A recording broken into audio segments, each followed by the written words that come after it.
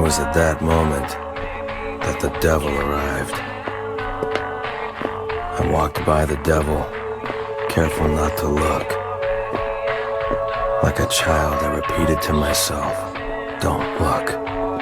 Don't look.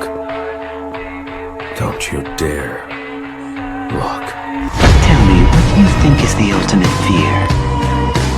I really thought I'd already reached the darkest of the dark. But then, ahead of me, I beheld a darkness even greater still.